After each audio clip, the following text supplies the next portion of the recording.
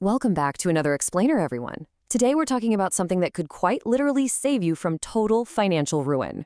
Imagine this for a second. You've saved up for years, right? You've sacrificed vacations, dinners out, put off buying that new car, all to finally buy your dream piece of land or property. It's your entire life savings on the line.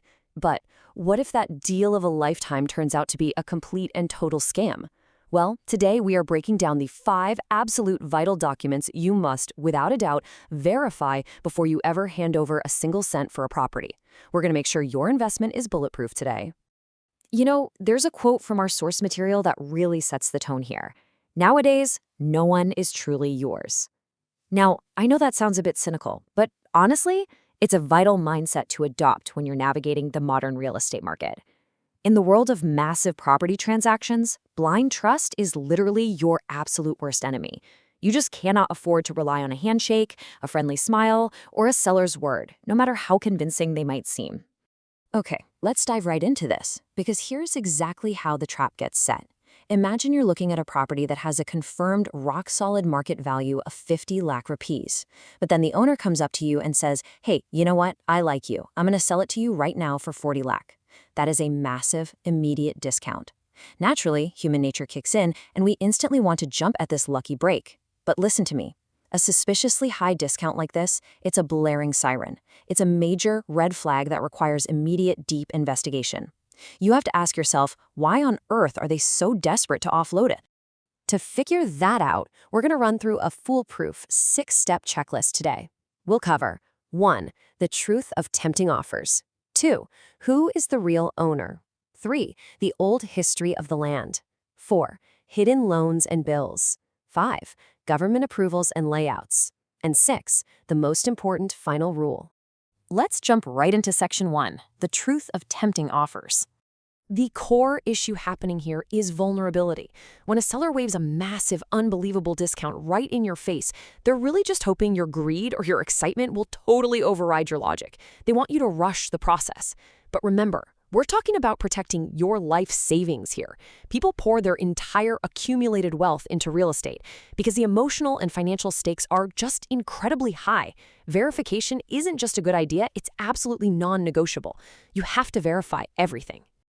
Moving on to Section 2, who is the real owner? So we come to the baseline truth of literally any property transaction, the sale deed. This is document number 1. Before you look at anything else, you absolutely must verify the sale deed to see exactly whose name the property is legally registered under. This document provides the absolute ownership certification. I mean, think about it. The seller standing in front of you, offering you this amazing deal, might not even be the person named on this deed. And if their name isn't on the sale deed, they have zero legal right to sell you that property. Period. All right, Section 3, old history of the land. Now, knowing the current owner is really just the beginning. Current ownership simply isn't enough to guarantee a safe purchase. We actually have to look into the past. And this brings us to document number 2, the historical land records. Depending on which state you're buying property in, these records go by a bunch of different names. You might hear them called Khasra, Katoni, Jamabandi, or simply the Record of Rights. But while the terminology varies wildly from state to state, they all serve the exact same vital purpose. They are the official historical ledger of the land. And this timeline brilliantly illustrates exactly why we need them. Tracing this timeline backward reveals the entire ownership trail. It's just not enough to know the guy selling it to you bought it legally. You need to know that the person who sold it to him and the person who sold it to them all conducted legitimate legal transactions. These records let you trace the lineage of the property completely backward. Who was the owner 10 years ago? Who was the owner 20 years ago?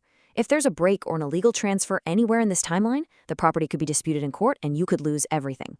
Which brings us to Section 4, hidden loans and bills. I want you to ask yourself this genuinely terrifying question. Is the property you are about to buy currently mortgaged to a bank? Just imagine paying 40 lakh for a property only to have a bank knock on your front door a month later to say the previous owner defaulted on a massive loan and they're here to repossess your new land. Yeah, no thanks. So, to protect yourself from that nightmare, you must secure document number 3, an encumbrance certificate. This document proves whether or not the property is currently acting as collateral for any loan whatsoever. Now, if the property was previously mortgaged, you absolutely must demand a formal NOC, a no objection certificate, directly from that specific bank. The NOC is the bank's official statement that the loan is totally cleared and they no longer hold any rights or claims over the property.